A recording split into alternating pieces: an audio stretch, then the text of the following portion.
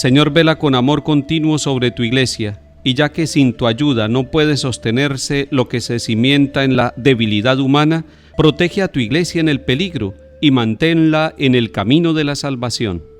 En el nombre del Padre, y del Hijo, y del Espíritu Santo. Amén.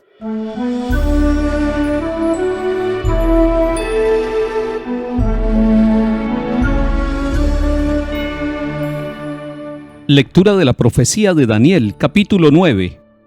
En aquellos días derramé mi oración al Señor mi Dios y le hice esta confesión: Ah, Señor Dios grande y terrible, que guardas la alianza y el amor a los que te aman y observan tus mandamientos. Nosotros hemos pecado y cometido iniquidad, hemos sido malos, nos hemos rebelado y nos hemos apartado de tus mandamientos y de tus normas. No hemos escuchado a tus siervos los profetas, que en tu nombre hablaban a nuestros reyes, a nuestros príncipes, a nuestros padres, a todo el pueblo de la tierra. A ti, Señor, la justicia, a nosotros la vergüenza en el rostro, como sucede en este día, a nosotros, a los hombres de Judá, a los habitantes de Jerusalén y a Israel entero, próximos y lejanos, en todos los países donde tú los dispersaste a causa de las infidelidades que cometieron contra ti. Señor, a nosotros la vergüenza, a nuestros reyes, a nuestros príncipes, a nuestros padres, porque hemos pecado contra ti.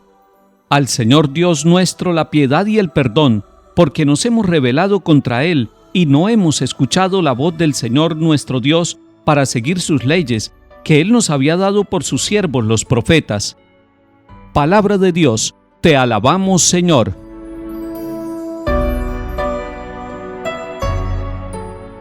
Hoy la liturgia de la Iglesia nos propone una lectura breve, una lectura corta, tomada del capítulo 9 del libro de Daniel.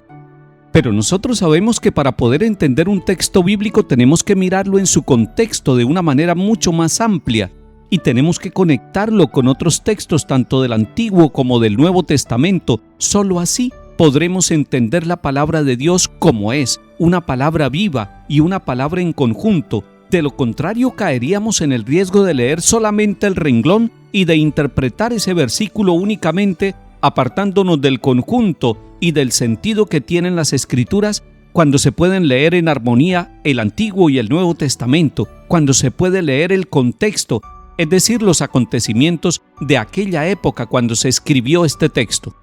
En los capítulos 7 al 12 del libro de Daniel nos encontramos con 4 visiones, pero no son visiones de las nubes, no son visiones del más allá, son visiones de la historia del pueblo de Israel. El pueblo está sometido bajo el yugo de los persas. Es una visión de la realidad, pero desde la fe, con ojos de fe, sabiendo que Dios es el Dios de la historia, que el sufrimiento que tiene el pueblo en ese momento es un sufrimiento que lo conoce Dios, es un sufrimiento que está en las manos de Dios. Él respeta la libertad y la historia de los pueblos, pero Él está dentro de la historia, dentro de los sufrimientos, dentro de los acontecimientos de nuestras comunidades. Ahora sí, podemos leer el capítulo 9 que nos propone la Iglesia en su liturgia para el día de hoy. Nos encontramos que es el tiempo de Darío, el rey de los persas y de los medos, y que Daniel está leyendo la Sagrada Escritura, que Daniel está leyendo al profeta Jeremías. Y como fruto de la lectura que Daniel hace de la palabra de Dios, surge una oración bellísima, una oración que no es a título personal de Daniel, sino una oración pública. Se trata de una oración por el pueblo, por la nación, por todo lo que está sucediendo en este país.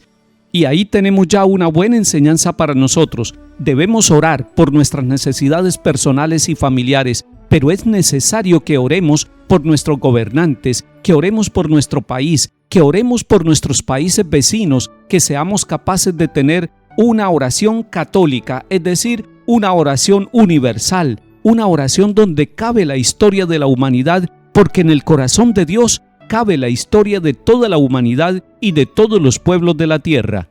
Esta bella oración comienza reconociendo lo que es Dios.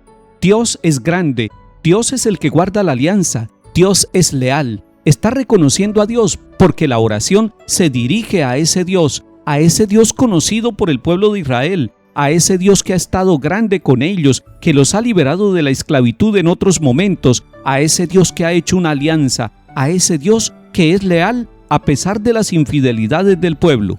Y luego esta oración se convierte en una confesión humilde, en un reconocimiento de los pecados del pueblo, en un reconocimiento de todas las fallas que ellos tienen.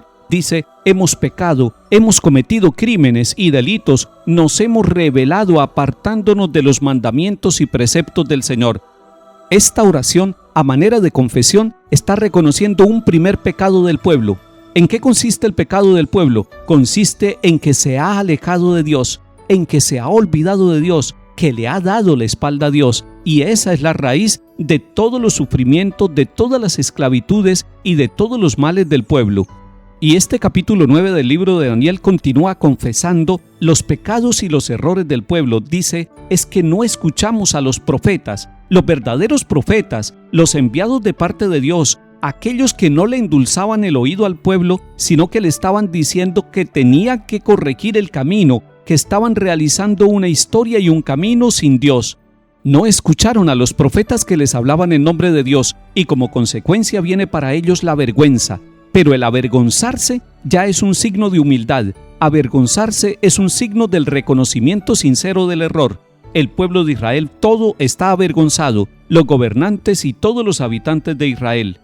En medio de la vergüenza que sufre el pueblo de Israel por todos los pecados cometidos, se acuerdan en esta oración que está haciendo Daniel que Dios es compasivo, que Él es misericordioso. Queda como tarea para el pueblo retornar a Dios, volver al Señor, hacer silencio para escuchar la voz de Dios y volver a cumplir los preceptos de la alianza, es decir, volver a ser fieles en la presencia del Señor.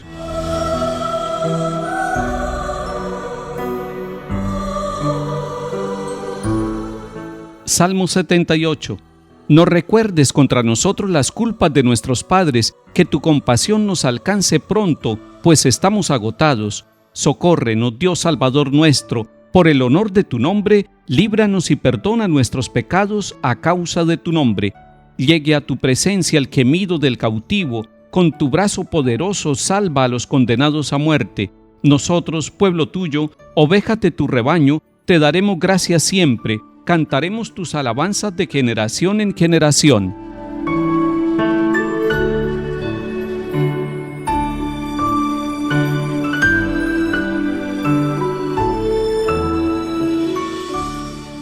Lectura del Santo Evangelio según San Lucas, capítulo 6.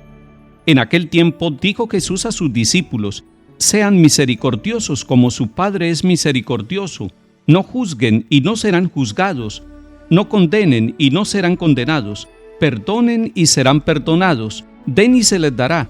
Les verterán una medida generosa, colmada, remecida, rebosante, pues con la medida con que midan, se les medirá a ustedes. Palabra del Señor. Gloria a ti, Señor Jesús.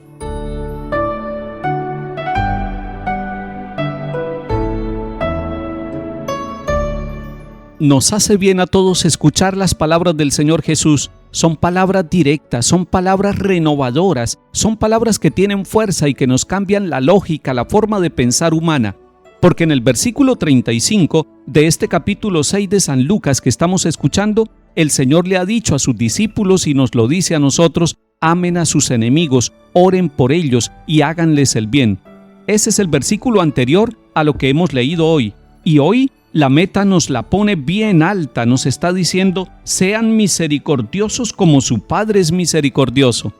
El Señor quiere que nosotros nos parezcamos al Padre Celestial, y la primera característica de Dios Padre es su misericordia. Él es rico en misericordia, y cuando nosotros le decimos: Padre nuestro que estás en el cielo, y cuando le decimos: venga a nosotros tu reino, le estamos diciendo: venga a nuestra forma de ser, venga a nuestra mente y a nuestro corazón tu misericordia, que es la primera de tus características, Padre Dios. Así nos lo ha enseñado Jesucristo el Señor. Así lo dijo en el capítulo 15 de San Lucas, cuando nos mostró en la parábola del Padre misericordioso que tenemos un Dios bueno, un Dios que nos acoge, un Dios que hace fiesta a pesar de nuestros pecados, porque nos ama y nos recibe. Pues el Señor nos está diciendo: sean misericordiosos. Hoy la tarea que tenemos, si queremos cumplir el Evangelio que el Señor nos comunica, es tratar de ser misericordiosos, tratar de parecernos al Padre Dios en su misericordia, y por lo tanto nos toca eliminar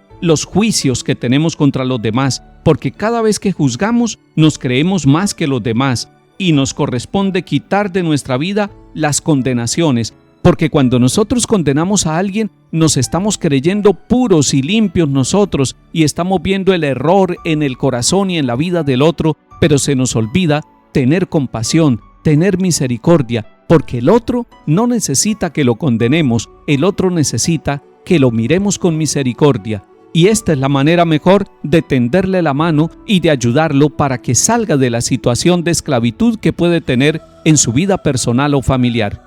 Señor Jesús, enséñanos a mirar el corazón del Padre para aprender desde allí la actitud de la misericordia. Que el Señor nos bendiga y acompañe, en el nombre del Padre, y del Hijo, y del Espíritu Santo. Amén.